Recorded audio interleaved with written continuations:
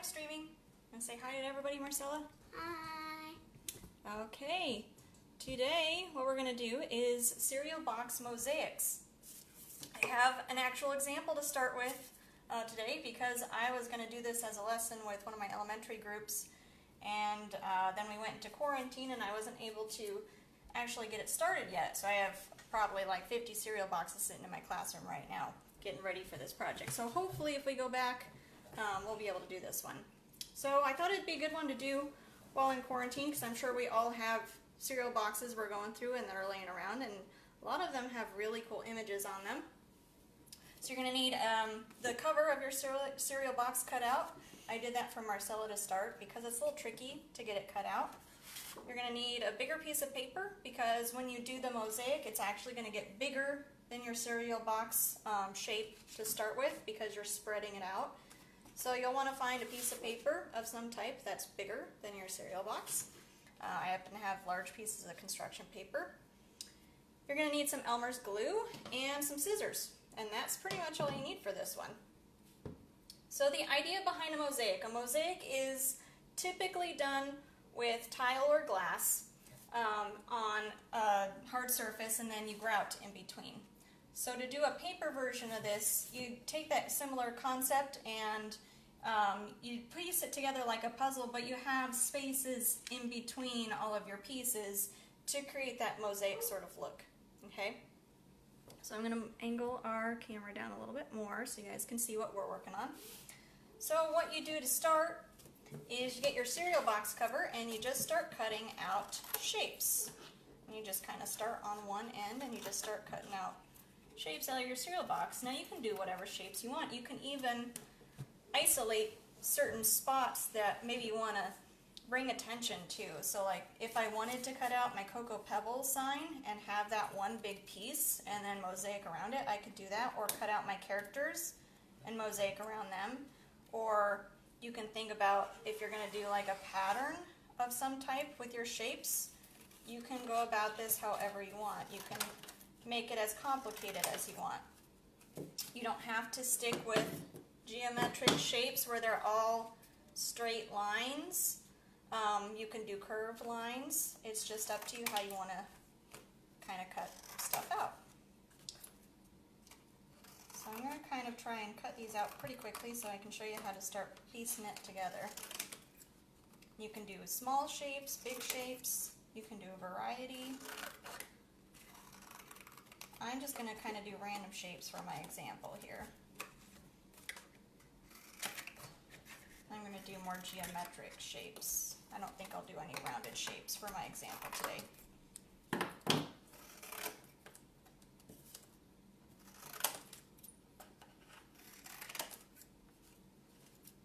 You can see you can go pretty quickly with it if you're not too worried about what sort of shapes you're making. I'm going to leave that one big. I'm going to have some big ones, I think. But this one I kept them all about the same size. This one I'm going to have a variety of sizes. How you doing on yours, babe? Good.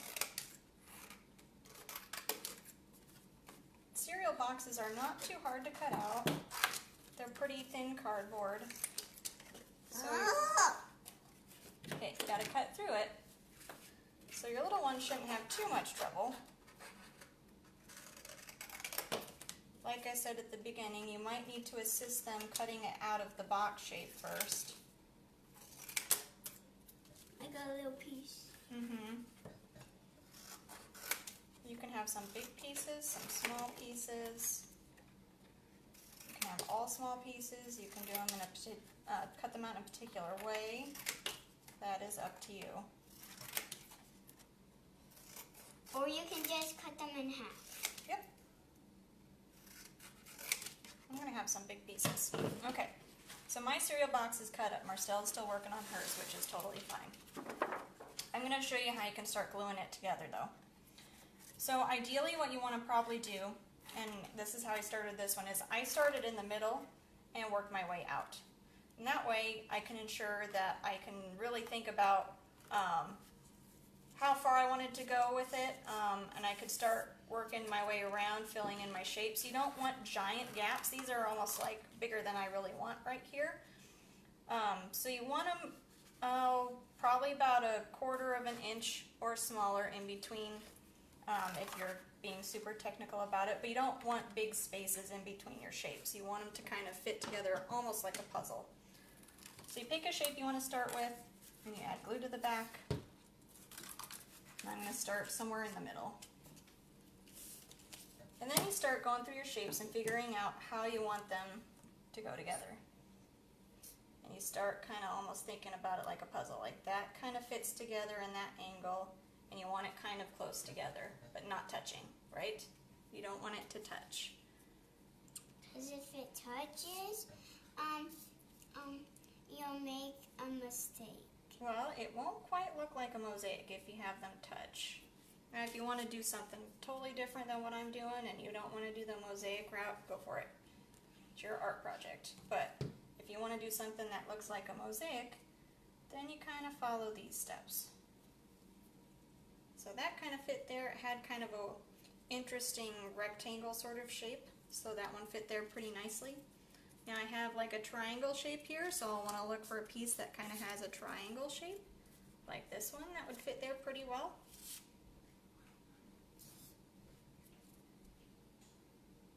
And it offers a little bit of space in between. So this is a good lesson for shape. Really makes you think about where shapes can fit. Why you're supposed to go in the middle first? That's a good question, Marcella, because that way I know I'm not going to run out of room. I have all of this extra space to work with, so I can build from the middle out. So if I get too close to this edge, then I can start moving pieces over here, or vice versa. So you can kind of decide how much space you actually need. So I'm going to fit that one there because it has kind of a straight edge. And it's okay if they don't fit together perfectly and you have some bigger gaps, but the goal is to not have a lot of big gaps. You want space in between, but not big spaces. Let's see. So right here I need another triangle shape, so I need to look for one of my pieces that has a shape similar to that. So that goes right there pretty well.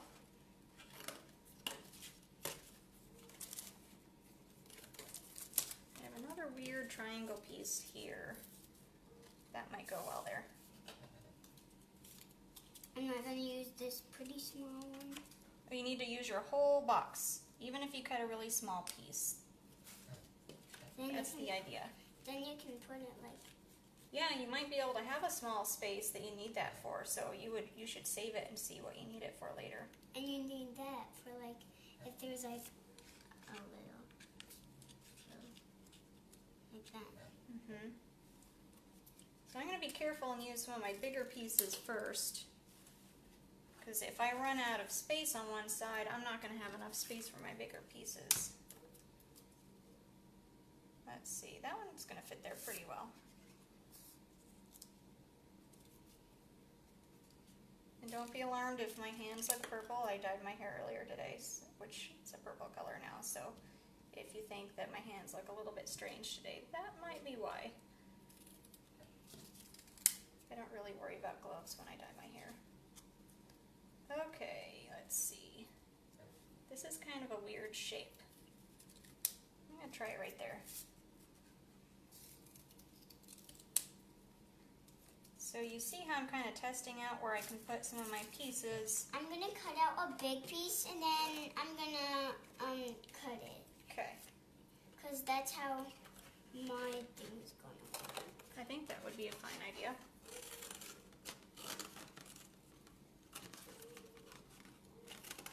I can hear a dog barking at somebody outside.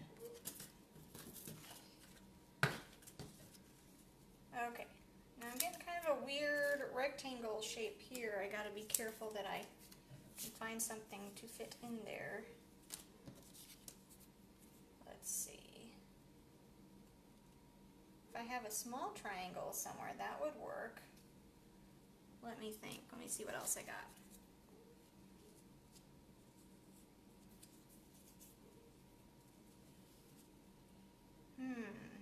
Maybe I'll try that there. It's not the best spot, but I think I can make it work. And then you put a little one. Now it's starting to look like a cereal box explosion, which is pretty fun. Maybe if I squeeze that in there, that might work. But then I need another skinny piece on this side. That might work.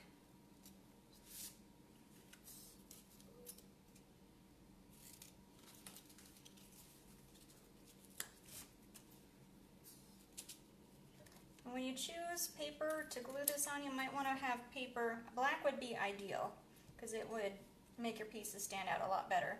But you want to pick something that doesn't blend in with your cereal box. You want something that kind of makes it stand out. So Marcella chose orange, which is perfect for her blue box because blue and orange are complementary colors, which means that they stand out from each other. So that was a great choice. Marcella picked out blue for me, which I think works pretty well with the brown. This box was mostly brown, so it works pretty well. Let's see, I need another triangle over here.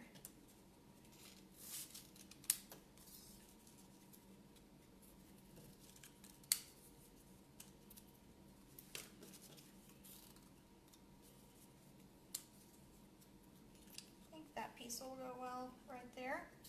You don't have to be super picky about where you put stuff. You just want to kind of pay attention to your spacing, your sizes, and your shapes.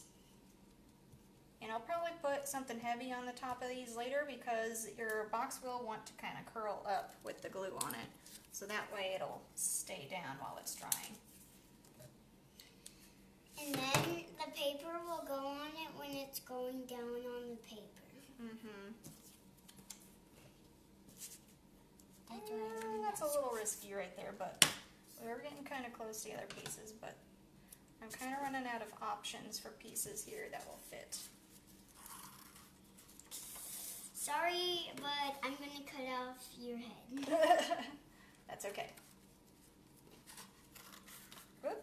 I'm going to see if I can get my mosaic all built for everyone to see before we finish up the video, and then I'll post Marcella's.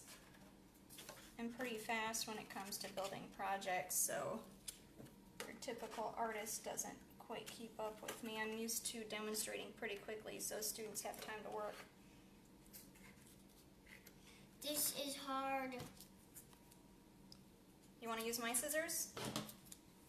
Those might work a little bit better than your kid's scissors.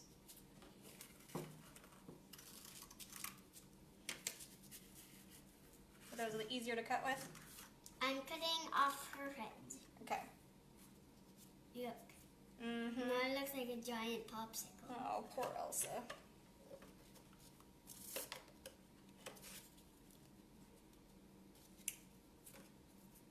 Let's see. I only have a few more pieces left, so I'm kind of just filling in the edges. This one's kind of a weird one, though. I'm going to see where I want to put that. Okay, that's a big piece.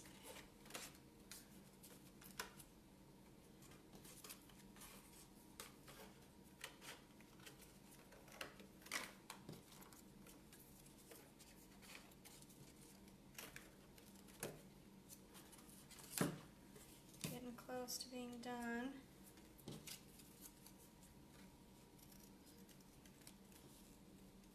And I cut off her eyeball. I cut her eyebrow. Yeah, that looks kind of weird right now, doesn't it?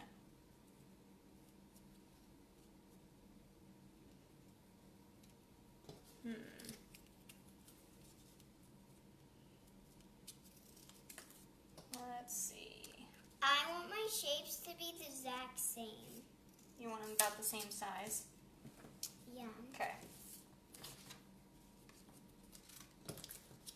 I have about 5 or 6 pieces left to figure out a space for. Wow. And there's her eyebrows.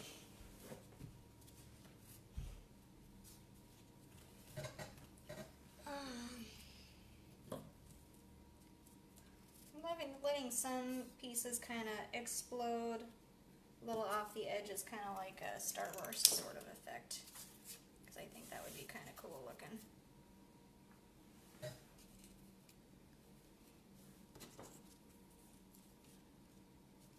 almost done. Almost done cutting?